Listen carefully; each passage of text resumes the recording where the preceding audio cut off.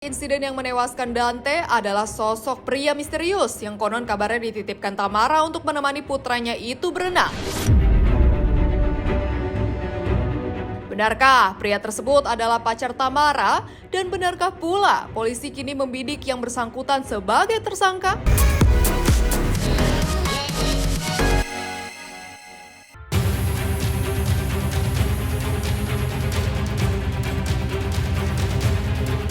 Misteri di balik kematian Raden Andante alias Dante, putra sematawayang mantan pasangan Tamara Tiasmara dan Angger Dimas di kolam renang masih terus bergulir di ranah hukum.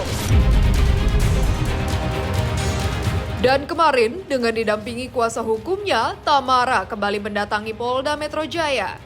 Kedatangan Tamara guna dimintai keterangannya terkait detail kronologis kejadian nahas yang dialami putranya Dante yang awalnya diduga tewas tercebur di kolam renang di sebuah kolam renang di kawasan Durensawit, Jakarta Timur akhir Januari lalu.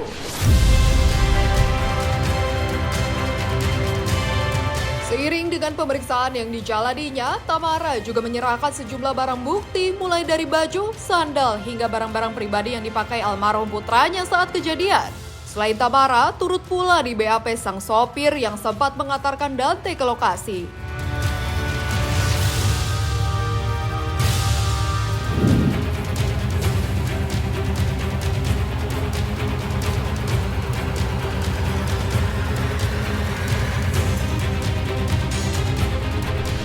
Agendanya hari ini adalah pemeriksaan terhadap klien kami, Mbak Tamara sudah diperiksa, dijelaskan dari A sampai Z semua ceritanya ke pihak penyidik. Kemudian juga ada saksi dari driver yang mungkin waktu itu juga mengetahui. Intinya dari kami tetap menunggu proses penyelidikan, di mana dalam hal ini pihak kepolisian sedang mendalami motifnya seperti apa, dan tadi juga klien kami memang sudah memberikan juga ada beberapa bukti-bukti, ada baju dan juga ada sendalnya. Kemudian setelah itu kita tinggal menunggu informasi dari pihak penyidik ke depannya seperti apa. Kehadiran Tamara untuk di BAP secara tidak langsung juga membantah tudingan jika artis berusia 29 tahun itu tidak kooperatif dalam membantu polisi mengungkap penyebab pasti kematian putranya itu. Tidak hanya itu, dalam kesempatan kemarin Tamara juga memastikan jika dia mengizinkan penyidik untuk membongkar makam serta mengotopsi jenazah putranya, meski awalnya ia dan sang mantan suami memang sama-sama sepakat untuk menolak dilakukan otopsi terhadap jenazah putra tercinta mereka yang baru berusia 6 tahun. Lantas, bagaimana dengan keberadaan CCTV di lokasi kejadian? Benarkah CCTV sudah berada di tangan penyidik sehingga Tamara juga belum pernah melihat isi dari CCTV tersebut? Klien kami hadir di sini memang ingin semuanya disampaikan. Jadi jangan sampai ada berita-berita yang seolah-olah klien kami tidak kooperatif. Justru dari awal beliau ingin menyampaikan semua ceritanya dari A sampai Z. Hari ini tadi juga sama yang pertama kita kesini ya kan? Pertama kali datang Kamis kesini. tanggal 1 Februari. Sudah menyetujui. Sudah menyetujui otopsi, dan surat otopsi itu dibuat bersama. Jadi surat itu ditulis tangan sama Angger dan ditandatangani oleh saya juga. Jadi bukannya dari sayanya sendiri yang menolak. Jadi pihak Angger juga dari awal menolak otopsi. Tapi setelah adanya laporan ini, untuk melihat lebih jelas kejadian dan juga untuk proses penyelidikan, klien kami juga sudah memberikan pernyataan kepada penyidik bahwa sebagai ibu dia juga mempersilahkan atau juga menyetujui proses yang sedang dilakukan oleh penyidik. CCTV itu kita juga belum diperlihatkan karena masih dalam proses penyelidikan, tapi kedepannya nanti pasti akan ada informasi buat kita melihat lebih detail karena masih dalam proses. Selain penyebab kematian yang juga menjadi tanda-tanda di balik insiden yang menewaskan Dante adalah sosok pria misterius yang konon kabarnya dititipkan Tamara untuk menemani putranya itu berenang. Benarkah pria tersebut adalah pacar Tamara? Dan benarkah pula polisi kini membidik yang bersangkutan sebagai tersangka? Mungkin ada dugaan yang orang yang dititipkan Dante itu adalah pacar kamu, penegasannya bukan atau iya? Nanti ya cukup ya, boleh. Udah aku Misalnya percayain itu sama ke yang polisi. untuk yang laporan itu Keadilan ya Mas ya. Minta keadilan dan apa ya, diduga itu anak saya itu tidak tenggelam tapi diduga ditenggelamkan. Diduga itu anak saya itu tidak tenggelam tapi diduga ditenggelamkan. Itu yang membuat saya bukan mungkin lagi sangat emosi yang pasti.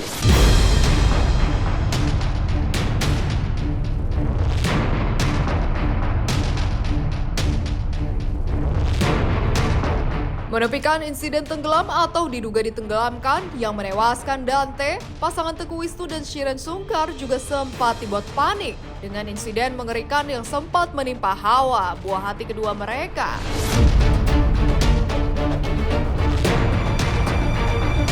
Ya, saat liburan di Bali, Hawa yang tengah bermain di pantai tiba-tiba saja digulung ombak yang datang mendadak.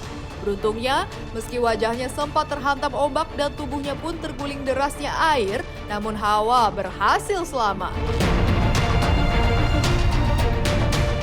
Awal sama aku mainnya bertiga, terus lagi asik-asik gitu, ya udah aku coba duduk tapi duduknya tuh nggak jauh dari mereka. Deket banget juga. Nah ketika server itu bilang gitu kan, itu maksudnya ke anak-anak, ke Adam sama Hawa.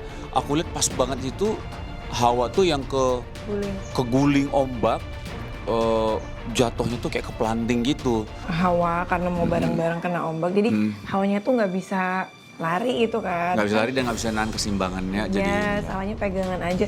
Sebenarnya itu masih di pinggir juga dan apa ya? Itu benar-benar kayak baru berapa detik nggak kelihatan aja tuh ada aja gitu yang kejadian. Memang hati-hati banget sih. Belakangin ombak, Hawa depanin ombak. Jadi kalau kena pelanting tuh jadi ke muka duluan gitu loh. Bruk gitu loh. Jadi kegesek, dia langsung bangun, langsung lari ke arah aku kaget juga. Ini langsung merah lecet gitu kan. Kita dari awal maksudnya udah banyak banget omongan, hampir setiap tidur itu sebelum tidur kita luangin waktu untuk ngobrol soal pendidikan anak-anak. Karena nggak mau ada ntar di tengah jalan itu yang satu mau begini, yang satu mau begini, akhirnya berantem gitu kan.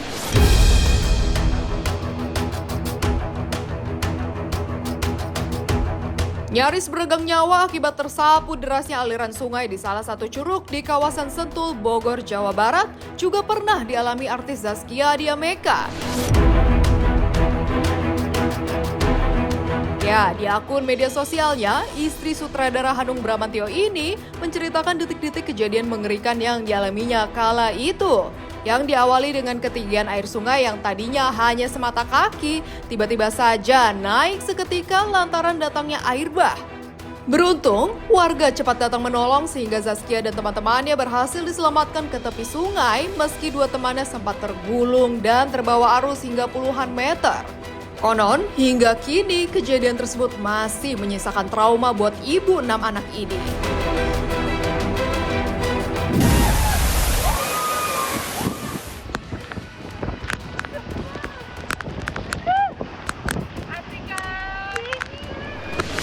Aku share juga di Instagramku, aku pernah mengalami juga, aku pernah ada di situasi seperti itu juga. Yang alhamdulillah aja saat itu aku dan sahabat dan kakakku yang pergi, kita semua selamat.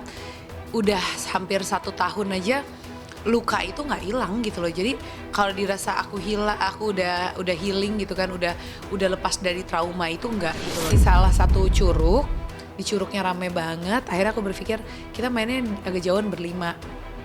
Terus pas itu udah main-main, sore mau balik ke mobil karena kita parkir dekat rumah warga, nggak di tempat yang disiapkan sama curug itu. Kita harus nyebrang sungai. Sungainya pas kita berangkat kita seberangin karena emang cuma semata kaki, literally semata kaki airnya. Airnya pun sangat jernih. Pas mau pulang ya kita nyebrang situ lagi dong. Pas lagi nyebrang tiba-tiba airnya mendadak keruh, arusnya kenceng, sampai jatuh gitu. Lagi jalan, kenapa nih jatuh? Terus udah dalam hitungan detik, aku juga nggak tahu. Katanya aku didorong sama salah satu temanku di situ. Aku dorong temanku untuk minggir. Aku juga udah nggak sadar karena kejadian bener-bener hitungan detik. 3 dari kita selamat ke pinggir. 2 dari kita, yang satu udah ke bawah arus, ketangkep sama ada tour guide satu di situ, ketangkep sama tour guide, diselamatin, didudukin di atas batu. Yang satu kejebak di tengah. Dan air sungainya meluap, yang tadinya cuma segini jadi segini. Jadi dianya kayaknya tadi gampang banget kayak nolongin dia, yang nggak sejauh itu. Ya dia di tengah-tengah gini, air sungainya jadi meluap, jadi udah makin besar lagi, kayak udah nggak mungkin ketolong. Itu kayak di kepalaku, ini pulang nggak lengkap, ini pulang nggak lengkap, ini gimana cara ngomong sama orang tua, ini gimana ngadepin situasi gitu. Wah udah nggak karuan. Kisah ini kayak nggak akan mau aku ceritain gitu. Kayak nggak usah cerita ke siapa-siapa, karena dengan cerita kayaknya akan buat jadi trauma, terus mungkin bikin orang jadi takut main di alam. Karena aku juga nggak pengen orang akhirnya takut main di alam, karena ya kita bertadabur alam juga satu hal yang baik gitu. Tapi setelah kejadian aku lihat berita banyak banget yang kena susur sungai, siswa hilang, siswa hanyut, siswa meninggal. Terus kejadian yang Kang Emil, aku langsung berpikir oke, kisahku harus aku buka demi untuk meningkatkan kewaspadaan masyarakat tentang yang namanya main di kali atau sungai. Dan ketika aku speak up, aku cerita tentang itu di Instagramku, mendadak banyak banget yang speak up. Bahkan aku kayak ketemu ada seorang dokter, yang dokter itu juga famous banget, punya masa banget. Dia juga cerita, saya juga pernah Mbak Saskia, kayak Mbak Saskia, saya baca cerita Mbak Saskia, saya ngalamin waktu saya umur 6 tahun, akhirnya saya hanyut, saya ketahan sama batu apa segala macam.